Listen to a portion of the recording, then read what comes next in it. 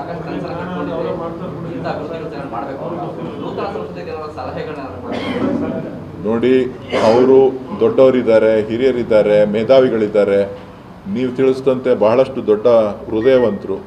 So ಹಾಗಾಗಿ ಅವ್ರಿಗೇನು ಯಾರ ಅವಶ್ಯಕತೆಯೂ ಇಲ್ಲ.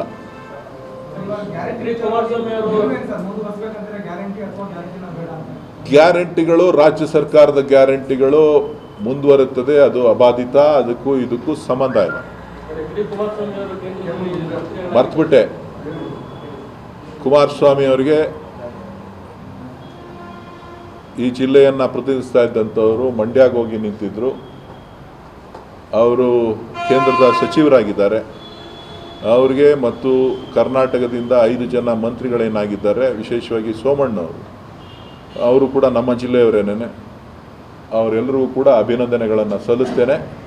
ಕರ್ನಾಟಕಕ್ಕೆ ಆಗುವಂಥ ಅನ್ಯಾಯಗಳನ್ನು ಈ ನಾಯಕರುಗಳು ತಪ್ಪಿಸ್ತಾರೆ ಮುಂದಿನ ದಿನಗಳಲ್ಲಿ ಅನ್ನೋಂಥ ವಿಶ್ವಾಸ ನನಗಿದೆ. ಈಗಲೇ ಹೇಳೋದೆಲ್ಲಪ್ಪ, ಹಂಗೆಲ್ಲ ಈಗಲೇ ಹೇಳೋಕ್ಕಾಗೋದಿಲ್ಲ. ಒಟ್ಟಿನಲ್ಲಿ